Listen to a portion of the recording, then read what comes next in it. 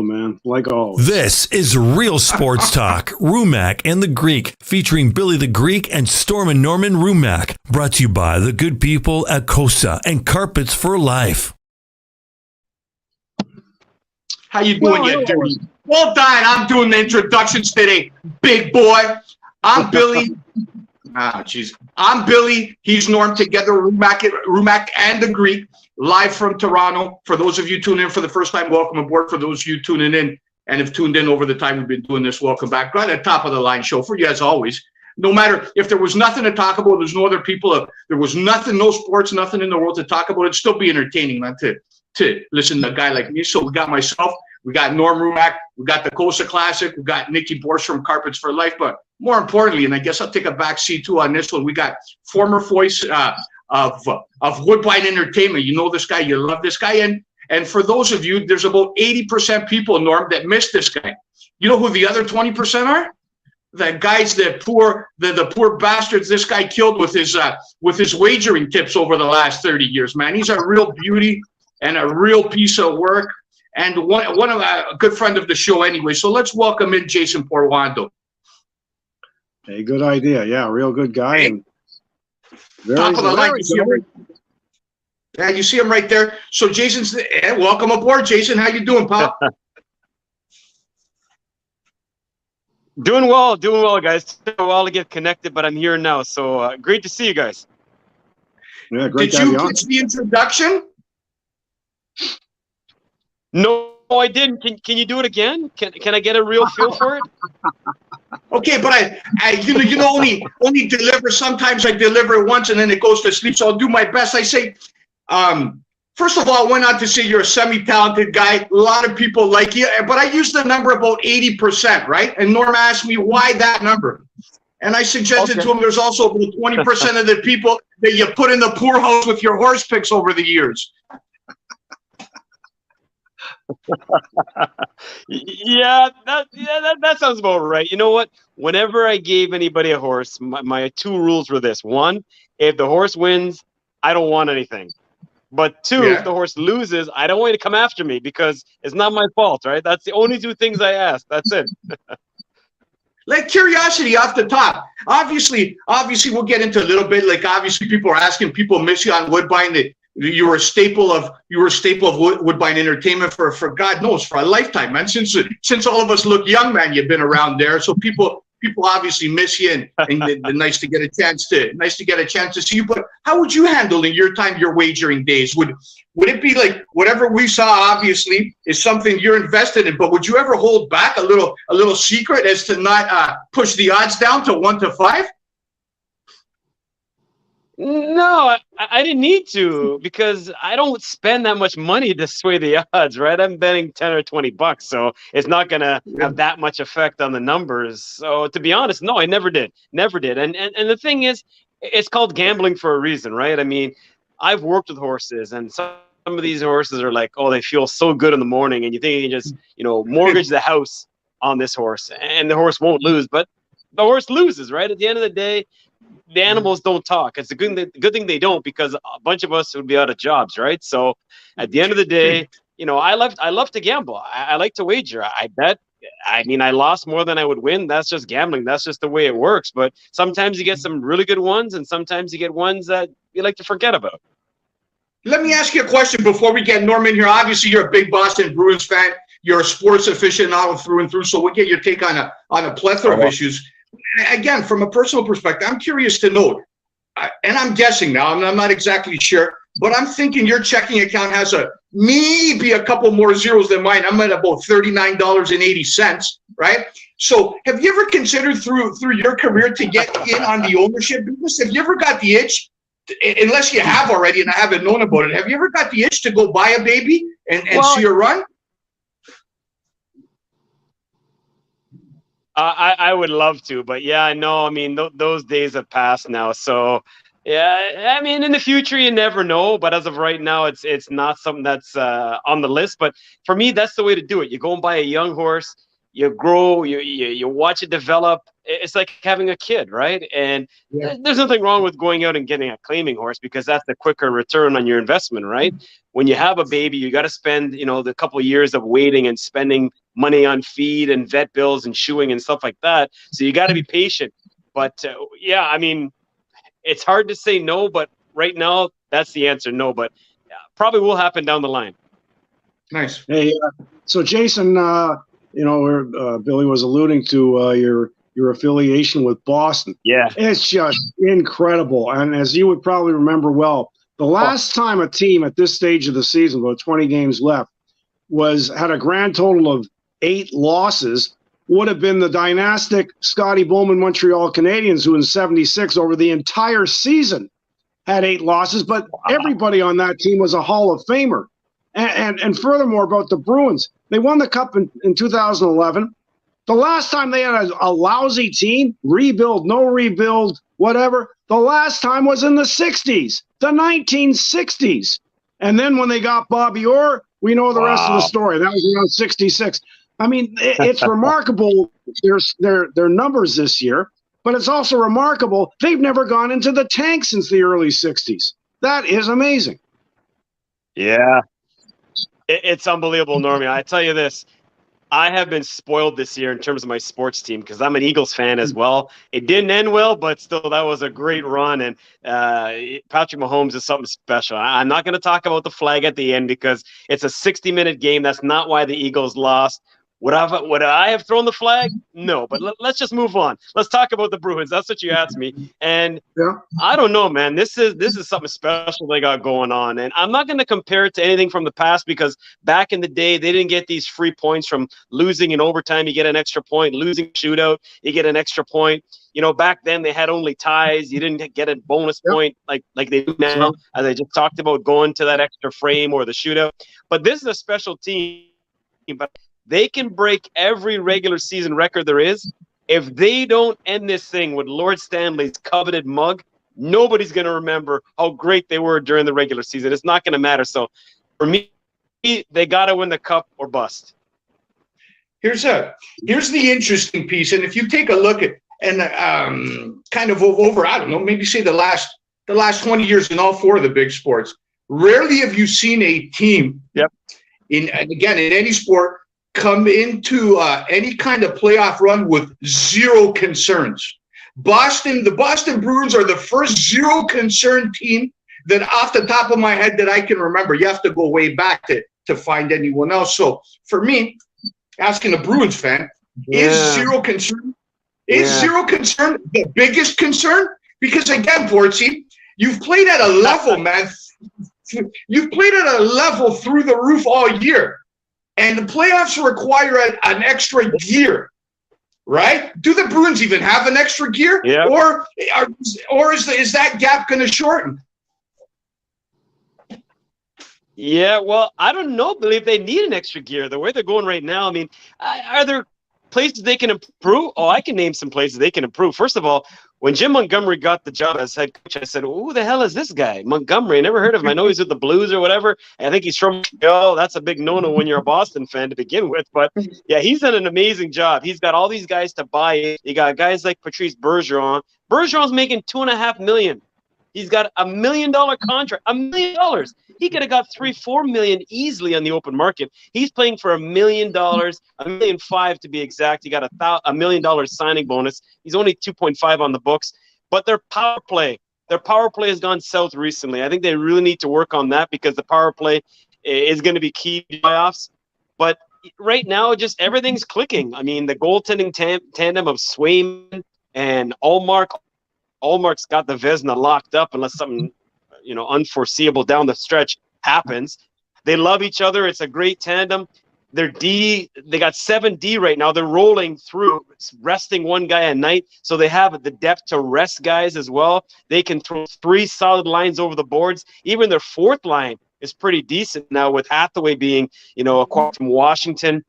They've also got Trent Frederick on that 4th line. AJ Greer's also on that 4th line at times. They've got the exact makeup, kind of like that 2010-2011 season that Norm talked about. That's what you need. You need the depth. back then on that fourth line, we had grinders like Sean Thornton, Gregory Campbell, Danny Paille. That's why the Bruins won the Cup that year. It wasn't because of the first and second lines, because usually the top two lines on any team, they kind of cancel each other out. It's the guys in the third and the fourth line, the intangibles, the X factors that make the difference. So I think the Bruins still have room to improve, but right now, man, this is a dream season. Hey, Jason, about, also the trade deadline, obviously clubs like Toronto made a big splash with the numerous acquisitions, but still, to the credit of the Bruins, you get young Bertuzzi from Detroit, who's got some tremendous talent, and Hathaway. I happened to be watching the Bruins telecast when, his first game, and man, I'm surprised you're not wearing a Bruins jersey. Yeah, well, and so, it was amazing. He was an intermission guest, Hathaway. I didn't realize he's a Massachusetts native, but he was so excited. I mean, you could read it in his eyes. You could hear it in his voice. His voice was cracking up, how excited he was to be back for his hometown team and playing with these guys. It was absolutely, and I know he has, his quality is sandpaper that he's going to add to that lineup, right? Yeah, you need the grit, man. Talent is one thing. You can't teach hustle, and he's got that, right? So we have enough guys that can put the puck in the net. We need those role players, guys that are going to, throw the body around, go in the corners, muck it up, and this is what he does. So when they got him and Dmitry Orlov, I was like, are you kidding me? I love Orlov. Love him, and he's had a good start to his Bruins campaign. I hope they can re-sign him. I mean, not just this year looks good, but, the future of the Bruins. They got Lindholm for 7+ years, McAvoy for 7+ years. They just bring Pasternak to another 8 years. I think it was 8 years, 90 million, whatever it is, the deal that he just got. So the Bruins have all the right pieces. And you talked about the addition of a Hathaway. Bertuzzi. Bertuzzi's a Bruin. I mean, geez, if he's not a Bruin, I don't know who is. He's a UFA, so I don't know if he stays past this season. But they've got all the pieces, right? So for every Bruin fan out there, you've got to be just a little bit giddy, because what they're doing right now is unheard of, kind of unseen. But again, if we don't finish this off with a Stanley Cup, that means nothing to me. Absolutely. With that being said, obviously, the club are the prohibitive favorites, but prohibitive favorites, they're still a plus 450 to win the Cup. So for those of you that understands numbers, plus 450, it's not minus 300. It's not minus 180. Yeah, if you believe in the Bruins that much, all right, you take $100 from your pocket, or in Portuguese case, 1,000, and you make 5 times your money. So there's no sure things, let alone the Boston Bruins. Are they a step above? Are they better than anybody else? Absolutely. Portuguese through 82 games, through 60 games of a regular season. They're the best in the business, but only time will tell. The question I have, 3 guys here, Southern Ontario guys. Norma, former Leaf lover, man, he's a little bit, he's gone in a different direction in his latter years, something to do with Rogers, so we won't get into that. Yours truly a Leaf guy. So where did we know why Norm doesn't like the Leafs. Where did we lose you? Are you part of the mass exodus?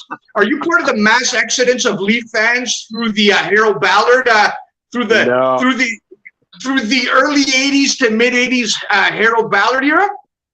No, you know what? So here's a funny story. I was about 6 years old, and my mom bought me a toque, and it had a spoked bee right here on the front of the patch of the toque. And that's the first team I've ever heard of, was the Boston Bruins. I was like, what is this? And they're like, oh, it's a hockey team. What is it? Boston Bruins. Done. So that's I'm a Bruins fan from, the age of a toddler, and I've never changed. And I cried a lot of tears being a Bruins fan back in the day. Montreal used to beat us, it seemed like, every season. I used to cry. I used to crash the TV, throw remotes, everything, because every year that damn Na Na Na Na song burned in my brain at the Forum, because we lose to those guys all the time. I don't have to worry about Montreal anymore these days. But, I've always been a Boston fan. And quickly for Leaf fans, I don't know what Dubas was doing, because to me, that's kind of mixed signals. Your team is having a pretty good season. I mean, Boston's off the charts, but the Leafs are having a good season, and they kind of changed the culture of the team by making all those trades. If I'm a Leaf fan, I don't know if I like all those moves. All right, hold on. I ask you. All right, so when you're talking about obviously 2 different things, You're talking about 25% of the roster turnover, which is substantial this late in the year, obviously. Yeah. But you're also talking about none of the core was touched. None of your top 4 guys in the back end are well, maybe depends who you call top 4, but none of your players on the ice from your core are gone. So obviously, from where I sit, and if I'm a Bruins fan, and it just so happens that you run into the big blue machine in the Stanley Cup playoffs, I'd be concerned because the way that I see it, forget about what you saw last night. Forget about a Vancouver loss. They can't win in Vancouver, even if they had the 67 Leafs. It's just a place where you can't win. You know, there's some spots like that in the league. Every team's got a barn like that. So have you ever seen in your time, forget about the cohesion, have you ever seen a Leaf team better equipped in terms of a little bit of toughness, a little bit of back end, Luki Shen? Maybe he'll catch one of your boys in black with his head down and put him through the boards. There's elements that the Leafs haven't had over the course of the last few playoff runs, where we had you dead to rights at times. At times. You're right. At times, underscore. At times. Like let the two professionals talk, Rumack. Hey, I will say this. Of course, you're not going to lose a Marner or a Neil. I mean, the funny thing is, quickly, the other day, some reporter asked Marner, "Are you nervous about the trade deadline?" Why would he be nervous? He's not going anywhere. What the hell kind of question was that? But anyways, Marner, Matthews, Nylander, Tavares, you're not going to get those. They're not going to be touched. I get it. But I just found like he made so many moves, and I didn't think the team was bad to begin with. And you're right, by the way. Eventually, one of these seasons, the Leafs are going to beat Boston. I wouldn't be surprised if you guys are locked into Tampa. We all know that. But the second round, if things go according to plan and the Leafs find a way to beat the other team wearing blue, it's Toronto and Boston again. And one of these years, Toronto is going to beat Boston. And you talked about question marks. As good as Linus Ullmark has been during the regular, he's never been postseason tested before. That's a completely different beast. So there are question marks still with the Bruins. Hey, by the way, speaking of the playoffs, obviously we know the Leafs and Tampa have had their date set for quite a while. I just want to talk about recently, as you guys know, Coach Cooper, I give him credit. I mean, talk about having balls. He sits 3 of his very best players in the third period of a game. He made no bones about it. He said they deserve to sit down in the third period. And we're talking about none other, the franchise, Steve Stamkos and Point, and I think Kucherov was the other one. I'll tell you what, I give him a ton of credit. Not every coach would have the nuts, I'm referring to sit 3 of his best. Yep. And, I'm sure they were embarrassed to death. But you know what?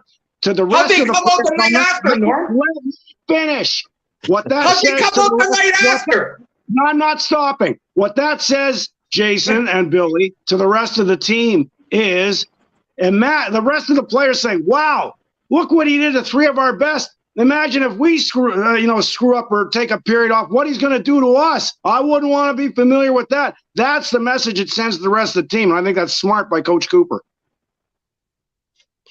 I'll say this, it is a ballsy move, like you said, because, back in the day, if there's any type of rub between a player and a coach, we know who's losing that battle. The player was always getting shipped out the door. Yeah. But these days, the players are the ones ruling the roost. I mean, look at Boston, right? A bunch of them obviously did not get along with Bruce Cassidy, and Cassidy's gone. Right? I mean, obviously he landed on his feet in Las Vegas, but Cooper's got the Stanley Cup. That's a big-time move by Cooper.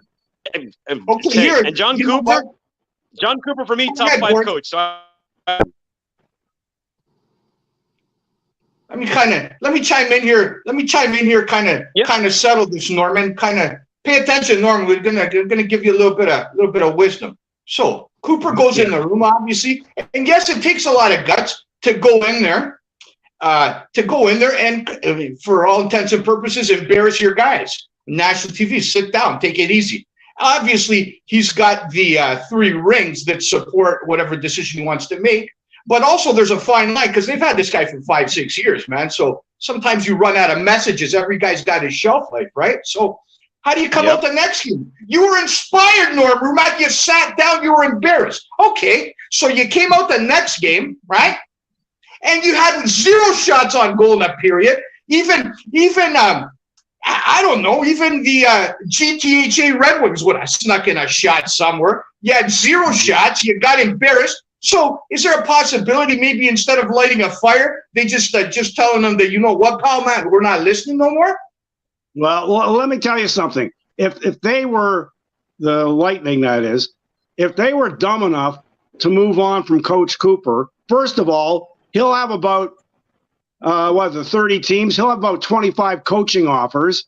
And secondly, I'll bet you a lot of the fans are pissed off and thinking, you know what? Good move, Coach. I mean, Steven Stamkos is the franchise. It's not to pick on him or anybody else, but I think folks appreciate that. Like I said before, I think that's as much a message to the rest of the team as it is to those 3, because it's saying to the other guys, fellas, if I can do this to 3 of our best players, the rest of you better frickin' wake up in a hurry. You might not even be in a sweater here next year. That's the message I think he's sending. It goes without saying that, Norm, obviously there was a message delivered, but what I'm telling you, it was not received, pal. It was just not received whatsoever. Now, again, is that 60 minutes? Maybe they run into Carolina team. Maybe we're reading too much into this. Maybe when the playoffs come, Tampa Bay summons that pedigree and shows up and plays the kind of hockey that we've seen over the last decade. Quite a possibility. But at this point in time, if you're looking at the two things as like stocks, Toronto's is, I don't know, it's not going right up.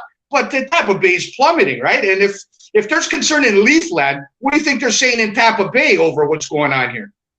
Well, as long as they get it straightened out. I think that's why Coach Cooper, Jason, took severe action, because he wants them wide awake, eyes wide open when the playoffs begin. What happens now doesn't mean squat. He wants their attention come playoff date, and I think that's a good way to get their attention. It's like, fellas, you better wake up. You know, the playoffs are starting in a month. Get yourself ready. I think exactly what Jason, hold on, Jason. One thought.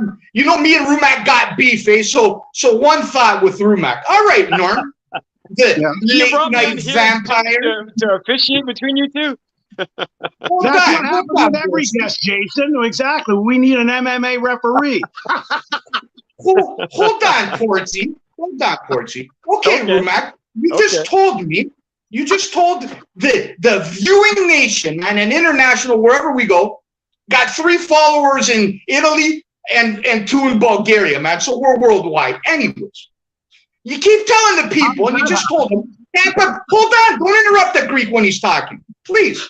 I'm going to make a valid point. Really? I thought we had followers in Greece. Hold on. I'm not talking about the Greeks right now. We got over 24 followers in Greece, man. I want to talk about that right now. That's what I want to talk about. Jesus, man. This guy's not going to let me work. All right. Here's the plan. You just said Tampa Bay doesn't matter. Get ready for the playoffs, regular season, and this, that, and the other. Oh, Cooper's done this. They lost 7 in a row. Who cares? But when the Leafs goddamn play a third period and Norm Rumack doesn't like it, the world's going to collapse. When I tell you the regular season, hold on. When I tell you the regular season means nothing, wait till the playoffs. You tell me, oh, Billy, if the Leafs keep playing like this and like that, why the hypocrite, Norm? Tell the people, Norm. Billy, I've got a simple reply for you. Now, I want you to think about this answer carefully. Now, just take your time. Have a puff or an imaginary puff, so you're nice and relaxed, or a real puff. You know, we don't have those kind of rules here. So Billy, name for me. Let's do Trivial Pursuit NHL style. What is the major difference between the current Tampa Bay Lightning and the Toronto Maple Leafs? What is the difference, Billy? There's a lot of money at stake on this answer. Thank you. The past, which for the better part, for the purposes of this conversation, is irrelevant. Don't look at what you've done yesterday, Norm Rumack. Don't tell me about what you did at the Fan 590 in 1993. Tell me what you're going to do in 2023. Hold it right there, Rumack. We got to pay some bills. Portsy, got a real beauty for you. Hold on. We got to pay some bills around here. Portsy, I got a real beauty for you. You'll enjoy this. We'll get your feedback on the other end. This week's Costa Classic, you know, this program is sponsored by Costa. This week's Costa Classic, Portsy, takes us to the Meadowlands, Sunday, June 19th, 1993, the second leg of the Alfred E. Driscoll. Enjoy.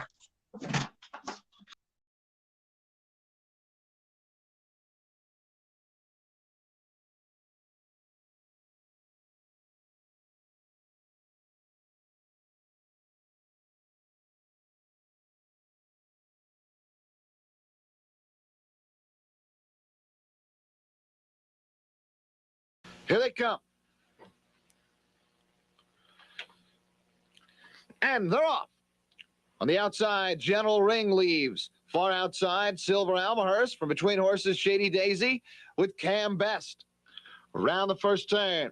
Now on the inside, it's Staying Together. Up on the outside, the mare Shady Daisy. Then it's another length and a half to Survivor Gold from between horses, Cam Best. General Ring is fifth. Length and a half, Silver Almahurst sixth. Then two back to Bilateral. The trailers, Incredible Aussie and Loriland Butler. Opening quarter in 26-4.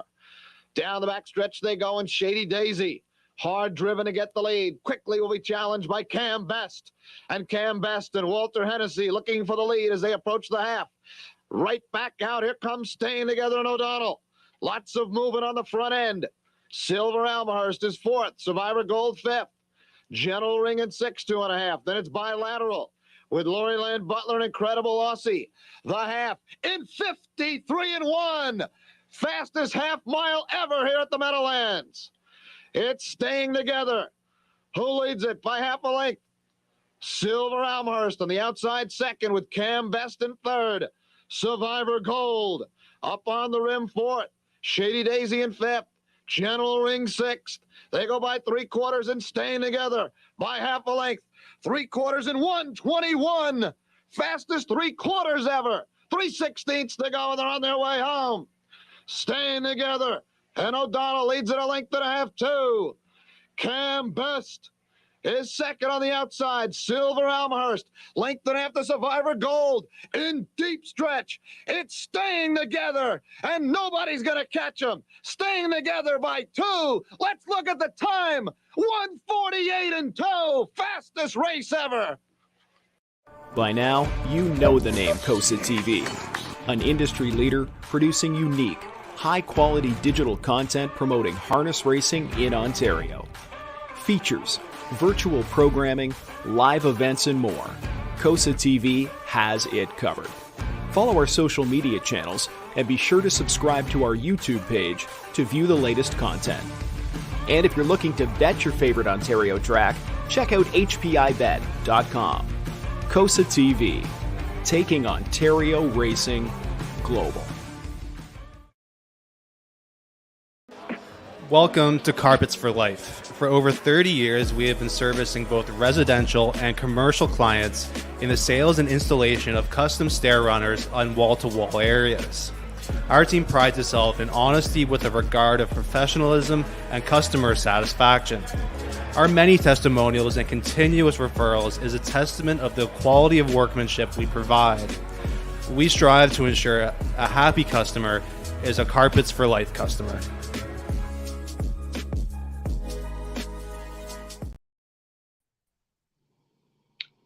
Well, and a warm welcome back, everybody.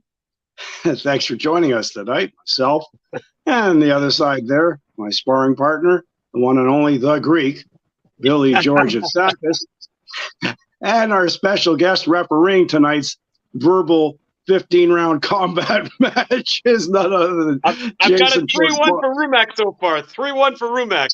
I've always No, man, you media veteran elites, man, stick together. Porchy, you first of all, before we ask you about where people can see you, reach you, see your face and what have you, because they really do miss you, especially on Race Night Live. I do, I'll tell you that. Where can people find you? And second of all, did you have a couple bucks on Billy O in 1993? Oh my gosh, you gave me boost gumps. Yeah, you heard me right. Boost gumps here. That was crazy. I remember that when it happened. And he's still around, the Magic Man. He was something back in the day, and Staying Together, obviously a really nice horse. I remember Shady Daisy had like the zip ties there in front of her face, and yeah, that was something. So 48 and change back then, 93, so 30 years ago. That was a hell of a mile. So I still racing. That's always going to be the case. It's in the blood. I got a podcast out that I'm doing with Donovan Bailey. So we're not on the level of you guys yet. We're just kind of, stepping up little bit by little bit. So we're trying to take your lead here, but it's called Donovan Bailey Running Things. It's a weekly podcast that we do. And yeah, you guys check it out. And I'd like to have you guys on the show sometime. You know what? Maybe Norm will sit this one out. Maybe I'll take on the both of you guys myself. Norm, Keep it down. Let's talk a little bit. Portsy, where can people catch this? So yeah, just any podcast provider. You catch it on Google, Apple, Spotify, whatever you watch your podcasts on, you can check it out. And there's even audio. There's even a video portion, that goes with the audio, so you can check that out as well. Just my Instagram, Portuondo_Jason. You can catch it on my Twitter, jporty13. So yeah, just look up Donovan Bailey, look up Jason Portuondo, you'll find it. It's good, but I talk sports with you guys. That's what I want to do. You're running in fast company, pal, right? Yeah. You know what? He's not as fast as he used to be, so I can beat his easy now. He's slow. He's old. Hey, tell Donovan I said hello. I met him at a party a few years ago. A guy is one of my former sponsors. A guy that he's friends with as well. Calvin Barry, one of Canada's leading criminal defense attorney. So anyways, he throws an annual Christmas party. So I met Donovan there. We had a nice chat. Real nice guy to talk to. So tell him I wish him well. You know, you're talking before about, as a Bruin fan, how absolutely devastated you would be if the Bees don't take advantage of this magical season and win the Cup. You know, I think one of the things people wonder about the pressure in sports towns. Well, there's no more pressure in any American sports town, or at least the same level, as is in Boston. Here's a classic example. The Celtics, that was about a week ago, they blew a massive lead to the Brooklyn Nets. And with a team that's, recent championship winner with great, Tatum could be the mayor of Boston, right? They got booed loudly. They got booed at the TD Center loudly, and they're a team that's, legitimately contending for the title for one bad game. I know they've had a little bit of a tough streak. They blew a lead last night. But I remember several of the Montreal Canadiens on those Scotty Bowman teams said, and it might have been Bob Gainey or Larry Robinson, back then, the pressure in Montreal to consistently win, to consistently chase the Cup in those days, those guys said it made them better because they knew they couldn't let up. I'm guessing, it doesn't mean every year in Boston you have a title contender, but it's not long between, the Bruins and the Celtics and the Red Sox that one of them at least is in, or two of them in the conversation. This year, two of them for sure. So I think that pressure from the fans and the media in Boston, I think it helps keeps those teams getting better and not taking a back seat for very long. Yeah, and you know what? I mean, Boston fans are spoiled. I mean, you talked about those two teams, and for the longest time, they're both, atop the heap. And I know, obviously, Milwaukee on 16-game run and passed the Celtics. But, yeah, Boston fans are spoiled. When you're having your little tete-a-tete there about Toronto and Tampa, I was going to mention one of the big things is that there's way more pressure playing in Toronto. That's a hockey hotbed. Tampa Bay is not exactly hockey town, right? We know about the U.S. They're getting more into hockey. It helps that ESPN now has the rights. But Florida is not exactly a hockey hotbed. So I think the pressure that's on the Leafs is way more. They're way more in the spotlight, way more scrutinized than anything that happens in Tampa.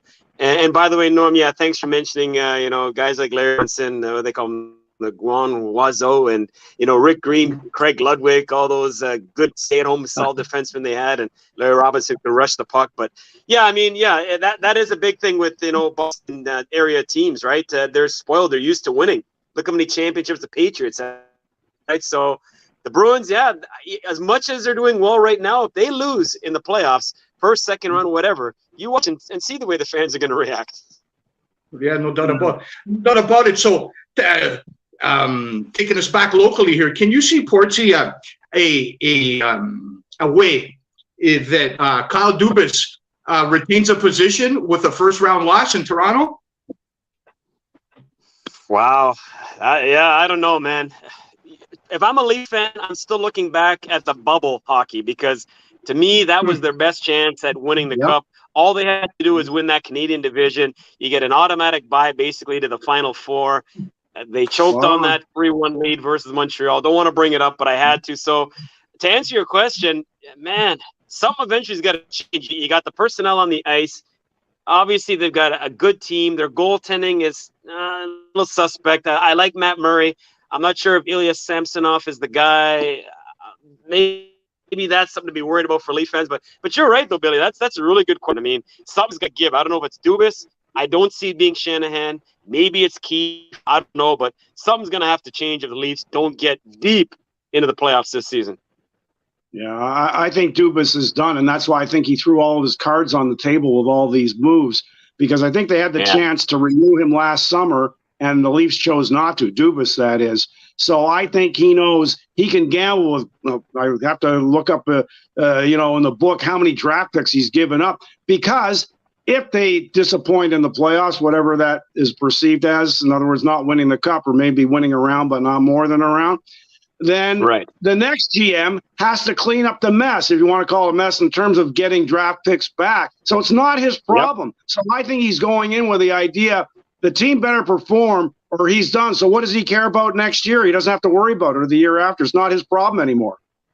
I got to believe, Porty, I got to believe at this point in time, and if Dubas doesn't win, I think that he will be vying for Norm's position with the Greek next year on the podcast. I think that's the most likely scenario.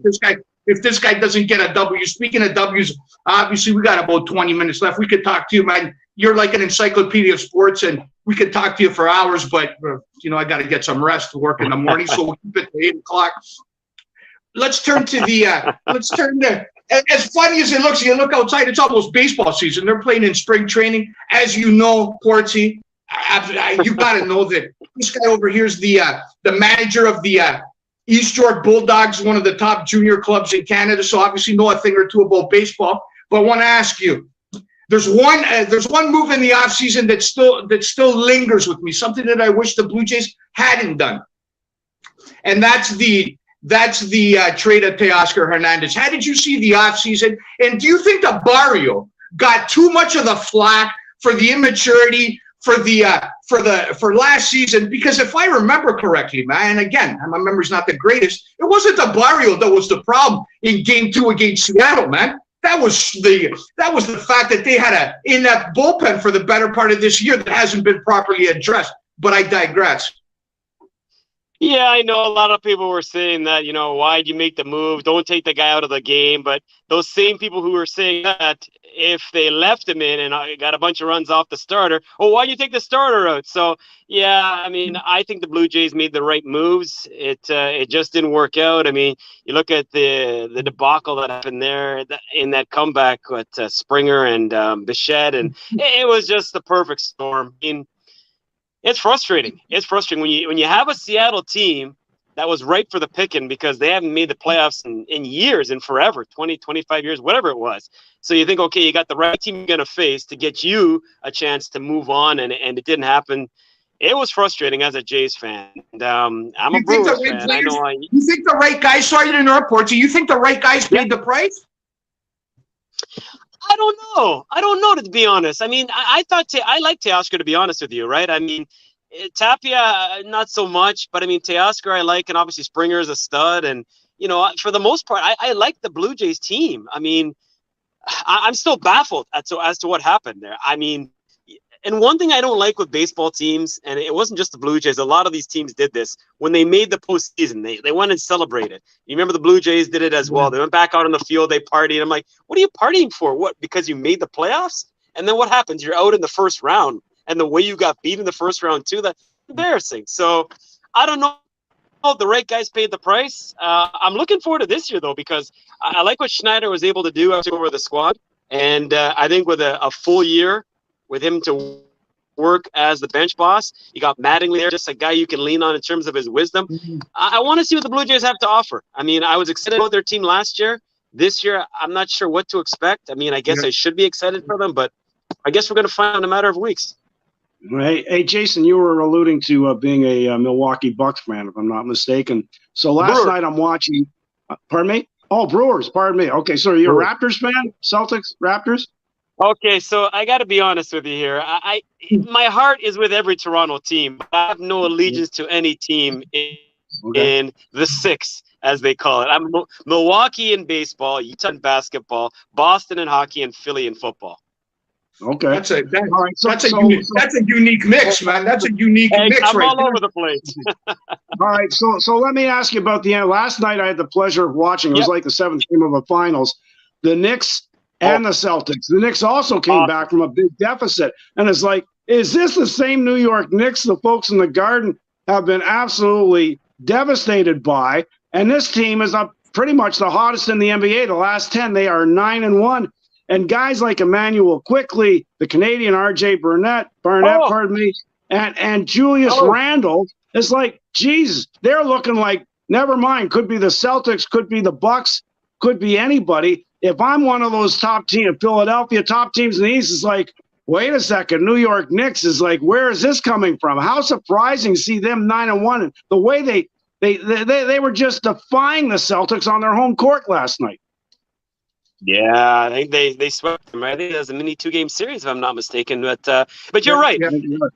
When you're number one, you got the target on your back. So that's what makes the Boston Bruins, what they've been able to accomplish that much more incredible, because people look up, and when they see you on the schedule, they want to beat you, right? So the fact that Boston, I think the worst they've done this year is a 3-game slide, and they could have won one of those games. That one in Florida, they lost, late in the game. They gave the tying goal, and then they lost in overtime. But yeah, New York is gelling at the right time. First of all, I love Tibbs. I think Tom Thibodeau is a hell of a coach. He's got them playing the way that they should be, and they're capable of playing. They got a good mix of veterans, leadership, and some nice young pieces, like you mentioned quickly. And what a game he had last night. I mean, he put the team on his back in both overtimes. He was phenomenal. I mean, who expected this guy to step up the way he did? And he was, what part of the draft was he picked 25th? Anything, he wasn't significant anyways in terms of being a top 10 player, a top 5 player. But for him to come in and play like Brunson, the way he put up those numbers. So yeah, it's going to be a lot of fun. I still think the Bucks are the team to beat when it comes down to it in the East. But Boston's obviously in there. You got to talk about the Knicks. You still have to at least entertain some other teams in there that I think are worthy of the conversation. Philadelphia as well. So yeah, it's going to be intriguing down the stretch. Absolutely. We're with Jason Portuondo, former face of Woodbine Entertainment. Is that fair to say? Can we call you the face, or was it Rosemont? Which of one of the faces? How about that? One of the faces. So obviously, pleasure to have you on board. Here's what I'll say in response to, obviously, you hit the nail on the head. Tibbs is one hell of a, I've never met that guy. I don't know if you have, but he's just the kind of guy that resonates through the TV. It's like you can almost get a sense of who he is, how he treats men, and how, even without knowing the guy, right? And you've seen some of the success he had previously in Chicago. Obviously, another shelf life coach, right? Tibbs, with the way he's kind of he's a hard ass. So obviously the Knicks have bought in. You talk about Mitchell Robinson, who's a big presence there in the middle, and would you call him the Geno Smith of football, Julius Randle? This guy on the Lakers was on the scrap heap, man. now he's going for 40 and 15, right? Maybe he's scratching their heads in LA, wondering maybe where was this guy when we had him? Geno Smith. Wow. If you would have told me at the beginning of the year, Geno Smith with Seattle would win more football games than Russell Wilson with Denver, I would have given you 10,000 to 1. So yeah, you're right. I mean, that's something I did not see coming with Geno Smith. But yeah, Julius Randle, I mean, he's one of those veteran guys. You need that veteran presence, right? As much as the playoffs is obviously about talent, you need those role players, those veteran guys to just calm things down. That's when the Raptors, when they won the championship, sure, don't get me wrong, the key piece there was obviously Kawhi Leonard, but the Raptors weren't going to win without, Kyle Lowry stepping up the way he did, Freddie Van Fleet and the other guys, playing their part, Pascal, blah, blah, blah, blah, blah. But, you know what? The Knicks could quietly be a team to watch out for. Hart is another nice piece. Brunson was a great pickup from Dallas. I really like his game a lot. Yeah. Brunson was on his way to New York about 6 months before he left Dallas. That was one of the worst kept free agent kind of acquisitions. There were some tampering charges alleged there, nevertheless, right? So, all right, we got about 11 minutes, so we'll try to run through a flurry of subjects. I'll ask a couple of questions some of the people have. But which of the 11 clubs do you like out of the West? Has Phoenix separated themselves? Is 3 games with Durant and Booker enough for you to buy in? How do you break down the West? And if you added a couple bucks, how deep would you go in terms of the likelihood to come out of there? Wow. Well, surprise team right now has got to be Sacramento. As great a story as that is, she falls off Cinderella's foot once we get to crunch time and they play those meaningful games. But I think it's been a great story with Sacramento out there in the West. Right now, Denver's the top team, as we know. Man, if they stay healthy, they're obviously really good. I am going to go towards Phoenix. I really feel like Kevin Durant and Booker, that's going to be, the best 1-2 combination in the conference, not sliding Murray, Jokic, or anybody else. But I really feel like Phoenix is going to use these final games down the stretch just to get a chance to gel, get a little bit of cohesiveness, if you will, to that unit. So I really feel like Denver is the team to beat, but I will go Phoenix with my money in terms of the West. I think the Lakers had a chance to maybe slide in the back door, but I don't know now with LeBron being out. We're going to find out. But my money, to answer your question, would be on Phoenix. I know a lot of people were thinking Dallas, but, man, Kyrie, he had his chance in Cleveland with LeBron. That didn't work out. Went to Boston playing with Brown, and that didn't work out. You go to Brooklyn playing with Harden and Durant. I don't know. It just doesn't work out. I'll go Denver. I'll go Denver and Phoenix as the top two, and I'll go Phoenix as my top pick. Now, so Jason, let me throw one more name to the mix. Ja Morant. I mean, it's like, yeah, Lord help him. I hope he gets the help he needs to do a selfie in a nightclub with a gun, like a selfie. Like, I won't even ask, what are you thinking? But let's just assume, he's got his time off. There's an indefinite return date. Let's say he's back for the playoffs. Ja Morant and Memphis.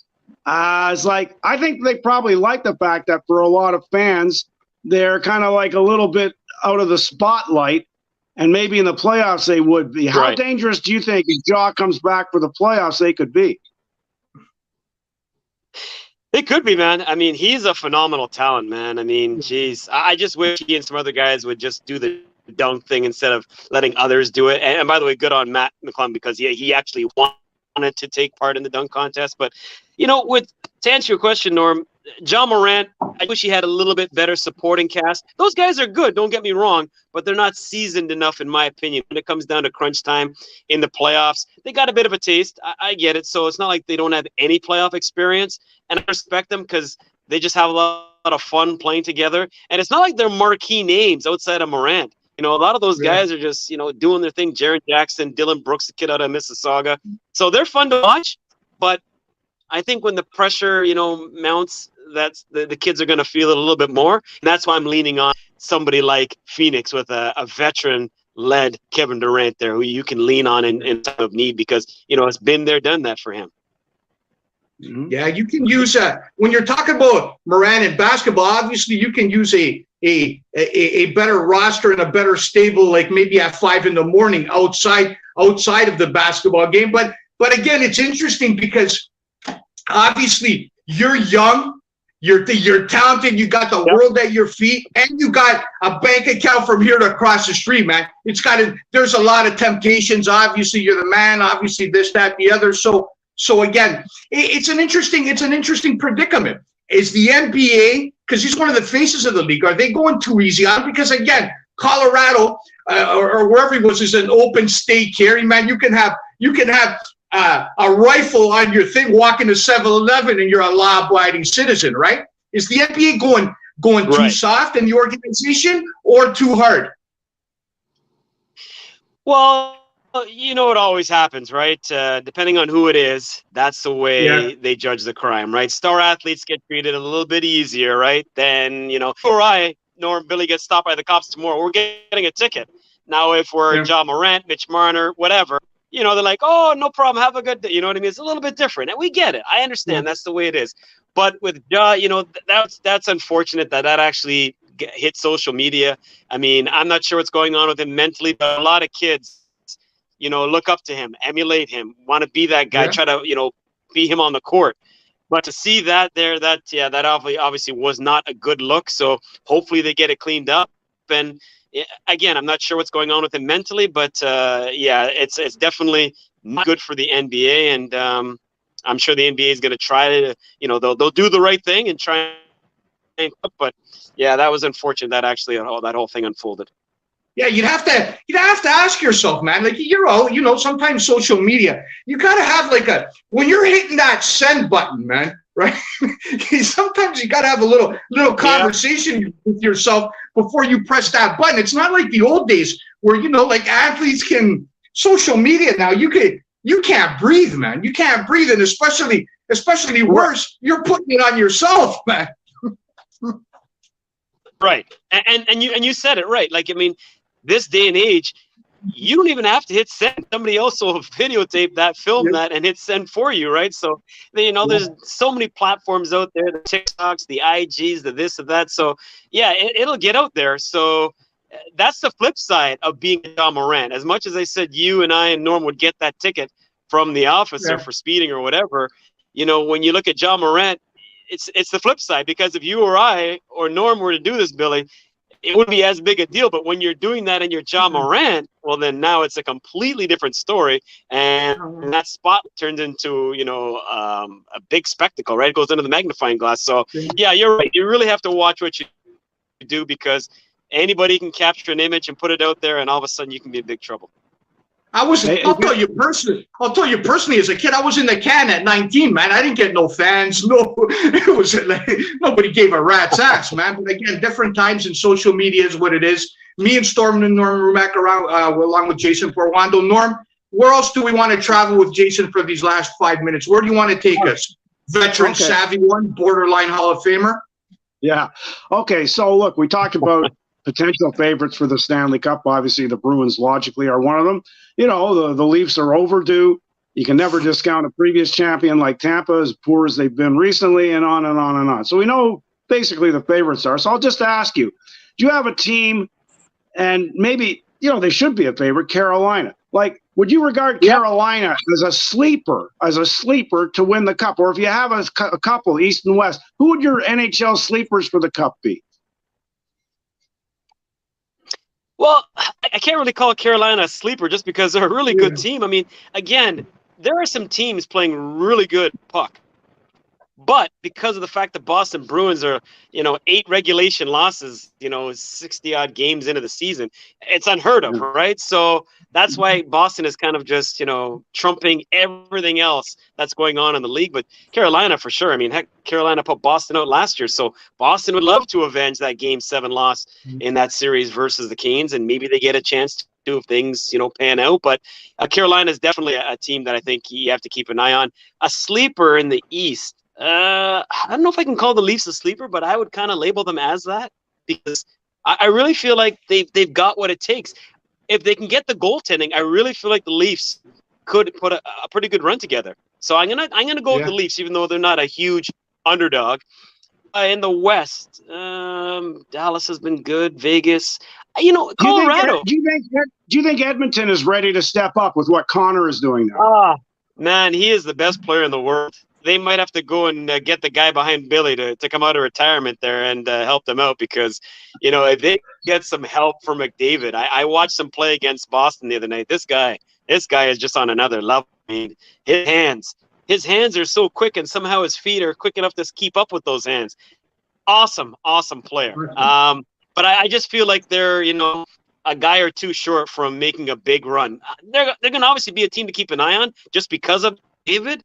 But I don't know how much he can do it all on his own. He's really going to need guys like Hyman, even Draisaitl step up even more, or Yakamoto, some of the other guys in there that are on that team to, maybe just bring their game up a few levels if they can. Who knows? That's the beauty of the playoffs. So, guys, I mean, things that you expect to happen don't happen, and then things that you don't expect to happen do happen. So Oilers not impossible, but I will say Colorado as a team to keep an eye on, because they had so many injuries. It really just took them out early. As they continue to get healthier, hey, don't sleep on them. I think that they've got a chance to repeat. Porty, I got a little philosophy. So when I'm at the track, the odd time that I venture down there, I'm trying to put a little pick 5 together, sometimes for 60 cents, trying to get greedy. So I'm always apt to look for a $20 key. Like, that's the kind of mentality. I'm a bit ambitious. So having said that, and store this wherever you want to store, just some free advice from your buddy here. Do not sleep and they're deep in the bushes, man. The Minnesota Wild in the West, they're very deep in the bushes. But that team plays an unbelievable system, unbelievable playoff hockey defense. The question is, can they score enough? Because obviously up front, you got the thrill, but you don't have enough scoring. Keep your eye there, West wide open. And in the East, again, we're not talking 20-1 here, but don't sleep on the New Jersey Devils, man. That team is legit. They are legit. The only question you ask yourself if you're a hockey guy, is it too early for a team that young to get somewhere without feeling pain, right? Are they going to feel pain, or are they going to be just silly enough to just walk through there? Because those are the two clubs, and it's going to be some beautiful hockey. You're talking about a first-round matchup, New Jersey and the Rangers in the Mecca. That's going to be probably the series to watch in the first round. Yeah, well, exactly. Bragg rights, right? Battle across the Hudson. Yeah, you know what? Yeah, you bring up some great points there. I mean, don't forget New Jersey had that really good run earlier this season. I think 12 in a row at one point, and they were one of the top teams in the league before the Bruins just exploded and went off on a tangent. But yeah, Devils, not impossible. Not impossible. I mean, yeah, that's the beauty of the postseason, right? I mean, as I said, things that are expected to happen don't, and then vice versa. So New Jersey's not impossible. I know I spoke of the Oilers as a team. I said I think Yamamoto and Yamamoto, obviously, but yeah, I wouldn't say no to the Devils. That's going to be and for the Rangers, they're another one that I think is kind of a sleepy team in terms of one that people might not look at as a huge threat, and they can jump up and bite you. Panarin back now with Kane again. I think Shesterkin's top 5 in the league. As long as you got a good goalie, man, that's all you need to ride. So yeah, you're right. The Rangers could very well be a team to keep an eye on. Interesting point of the day. Couple minutes left. Interesting point of the day. There's 6 teams in the Eastern Conference that would be the 1 seed in the West, right? So when you're talking about underdogs and favorites, there you go. The Rangers at 6 would be atop the Western Conference standings. Wow, that's crazy. That's a crazy stat. I didn't realize the East was dominating like that. I mean, I know they had a really good hold on things, but not that much of a wow. And even Cassidy's Vegas Knights. I mean, they're one that again, I think that they could come together. Seattle, I didn't even mention them. Seattle's had a really good campaign as well out west, and their coach has got them buying into their system. And the Kraken, I mean, yeah, you never know. It's going to be a lot of fun. I know we got, I think, 20 odd games left in the season, so can't wait. Mm-hmm. Hey, by the way, Jason, occasionally Billy and I have talked Calgary. They might end up out of the picture completely. Considering the moves they made in the offseason, you surprised at where they're at now? Yeah, you know what? Sometimes the moves look good on paper and they just don't translate to the ice. And I'm not saying Kadri's been a disappointment, but I expected more out of the Flames. And hey, if you can give me Flames and Oilers again somehow, some way, make it happen like what we got last year, I'm always signing up for that battle of Wild Rose Country. I love Alberta versus Alberta, but you're right. I can see why Calgary fans are, can be a little bit dejected with what hasn't happened this season. Yeah, they must be. No doubt about it. Absolutely. So a little forecast in the unemployment line next year. That our man Kyle Dupas over here, and poor old Sutter, you see him on the bench and you feel sorry for the old bastard, man. You look at him, he's a beauty. He's one of the greats, man, but his time's coming to an end too in Calgary in terms of I think he's going to be the fall guy over there in terms of a job next season. That organization, again, it's funny that you talk sometimes trades are win-lose, win-win. You're talking Calgary, Florida. That's a loss, man. Yeah, the 2 best teams in the league last year. They exchanged their best players, and now they both went to the shitter. So that's not good in terms of a trade trend. They won't be on the phone talking this off season. I'll tell you that. Yeah, Huberdeau for me, man, that one's hard to explain. I really felt like that was going to be a significant move for the Flames, and it just hasn't panned out. You're right, though. It's kind of both ways, just kind of a stinky smell to the situation. So it happens. It definitely happens. And you're right, Sutter back there still doing his thing. And, I mean, he's got the respect of being a Sutter, so he'll get that from the organization. But is it enough to keep him? We're going to find out. Yeah, absolutely. You're talking Huberdeau. You make the trade, 115-point guy, looks completely different in the Flames jersey. And here's the bonus. You got so excited. You also signed up for 8 years for 10.5. Enjoy that one out west, man, if this year's any indication.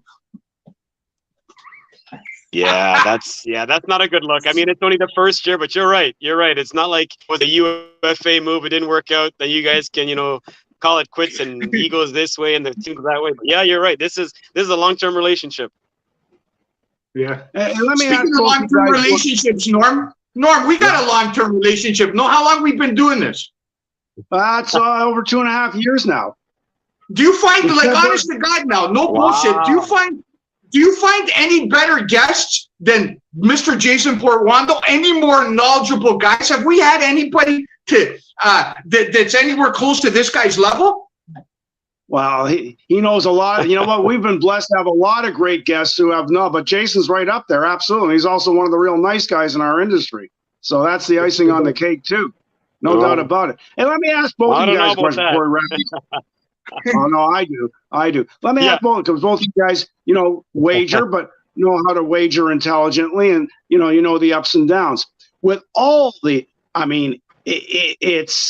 it's inundated. All the sports now with gambling. The biggest stars are involved in encouraging gambling. So my only question to you is, and both of you guys have way more knowledge about this than I would, is there a concern, or should there be a concern, that youngsters who don't have the sophistication of knowing the pitfalls, the downfalls of gambling, is there a danger that with them looking up to their idols who are doing the biggest names in the sport are encouraging people to, to wager? Is there a concern for young folks, whether they're, elementary school, high school, when they're not thinking everything over closely, they're not worried about consequences of them getting involved and getting themselves in trouble? I'd like to hear both of you guys address that. Okay, well, for me, always wager responsibly. Yeah, we'll always mention that as a disclaimer with any wagering platform. That's the key, right? If you're not old to do it, you should be doing it, first of all, right? Second of all, you have to know when to say when, right? I know back in the day when I used to give out my tips, I used to always say gambling's only a problem when you lose, right? That was kind of a funny thing. But on a serious tip, it can become a real problem. So you have to wager responsibly. It's like anything else in life, right? You have to do it at the right time and know when to say when. It's like drinking, right? When you get to that point where you've had enough is enough, you stop. But it's so funny though, Norm, because my days back at Sportsnet, I used to mention the word bet and they used to get mad at me. Don't ever mention that on TV ever again, the word bet. And now look at it. You can't watch a sportscast on TV without them saying the word bet or wager in it. Yeah. Billy, what do you think of it? You want the truth? Yeah. I give it to you in this way. And as blunt as I could be, I joke around a lot. I got different DNA. I'm an alcoholic. I'm an addict. I'm a degenerate gambler. I have all those things inside me, and I've had them from a young child in recovery from alcoholism, substance abuse, and unfortunately the gambling. So I'll be as honest as I can. I lost a property. I lost endless amounts of zeros, and I'm at the point in my life again. I'm at the point in my life where I realize there's a problem. And also, here's the point, because for a lot of people, like, gambling is a little bit funny, because every now and then you wake up in the morning with a pile of money, baby, right? And that's the tricky part. If you're into narcotics or you're into other things, you never woke up in the morning with a hangover saying, geez, I had a great time, man. Let's do that again, right? But gambling's a little bit funny. Here's what I will say in relation to the government and the relationships with gambling. It's not a coincidence that after 2 years of COVID, right, isolation, mental health, it's not a coincidence that vices like gambling, like marijuana dispensaries left, right, and center have surfaced, because they understand. And this is where I'm most pissed off about a government that tells you they care about people, but also promote the things to capitalize on people's mental wellness, their need for escape, their need for maybe finances, whatever the case is, and they're capitalizing on this in a way and sugarcoating it in a way that hides the fact there's a lot of people suffering like Portsy. It's no coincidence, man, that every corner, the during COVID, every business practically all the small businesses got shut down, a lot of issues. It's no surprise that in every corner there's a marijuana dispensary. This didn't happen by accident, my friends. This is calculated stuff to prey on human beings, and in the end of the day, to offer relief. However, if you gamble responsibly and you love it and you're well within your means, it's the most enjoyable thing ever. But for those of you that can't, like myself, you know what? There's a little bit of help out there. Get a little bit of help. There's no shame in that. There's never shame. Let me rephrase. Sometimes in life, you got to shame the devil, right? And just tell it like it is. So you asked me the question, Norm, there's my answer. We've gone a little bit over, so let's close it up for a couple minutes, Norm. Tell the people, Norm, where they can find you on social media. Well, right here on my Facebook page, which is Stormin Norm Rumack. That's easy enough. Twitter, it's just Norman Rumack. Instagram is just Norman Rumack. But you know, the show is right here on Facebook. Where do you live, though? Hey, say the fans want to come to your house and pay a visit, man, and bring you, I don't know, like you're getting a little bit older, maybe a little bit of Meals on Wheels, a little something. Where do the fans come in? Where do you live? Billy, let me give you some insights as to why I won't give my exact address and my phone number. When I was a little bit younger, I'll tell you where you live. Yeah, there you go. No, it's funny, but it's not funny. Well, my first couple of years of the Fan 590, I left my name back then. There was a phone book, right? I didn't take it out. Well, sure enough, I know this sounds funny, but I was proud of the fact that I got some death threats on my voicemail. I mean, they were drunk. And because they were death threats, I had to call the police and just give them the numbers. So the cops just went to their place and gave them, the one. So it's like, if you fellas do this again, I didn't want, right. I mean, I could tell, I don't think they were real, but I'm just saying, it's like, for that reason, because I've had death threats just for calling people hammerheads. I wouldn't be inclined to give out my exact address, but I live Midtown Toronto. Billy's been to the Village where I live. He enjoyed it. I could tell by his eyes. He enjoyed it immensely. It's a nice area. But you can find me on Facebook. That's the safest way to contact me. And if I bump into you, you recognize me, and a few people do from the fan days, then I'm pleased to have a conversation, say hello. And that's usually what I get is do you ever get any of the guys, man, that you ran over throughout the 90s throwing like tomatoes at you or anything like that? Yeah, no. I get lots of guys. I mean, back then they were in school or they just started in college, and now they're all married with kids and grandkids, so they're too old for that kind of stuff now, Billy. Nice. We all laugh about my screaming matches and the hammerhead alerts. We all have a lot of fun with it now. Absolutely. Portsy, any final thoughts? I'm good. Keep it on the podcast. You get a chance, check it out. It's called Donovan Bailey Running Things. Obviously, Donovan and I, we have a lot of fun. We do news, sports, entertainment, lifestyle, music, you name it. We talk about it. It's a weekly podcast. Instagram, Portuondo Jason, Twitter, @JPorty13. And I appreciate the invite, guys. Yeah, absolutely. Do you guys talk any politics on the show? Is it kind of like a CNN crossfire? No, that's where I draw the line, the P word. What a pleasure it was having you on and seeing you. You're so gracious with your time, man. And from a guy like me, again, that just got into this industry kind of like haphazardly and by accident, just to call you and for you to be so receptive and just to like be gung-ho, man, I really appreciate that. It means a lot to me. Thank you. Yep. Thanks a lot, Jason. Anytime, pleasure having you on again. Nope. Great seeing you, Norm. Thank you, sir. Great seeing you. Folks, thanks for watching. God bless. Thanks to our sponsors, of course, Nikki and Kosa, and thanks to our astute producer, Jordan LaRoche. And thanks to all of you for watching us right here on Facebook Live. Do it again next week. God bless. Thank you.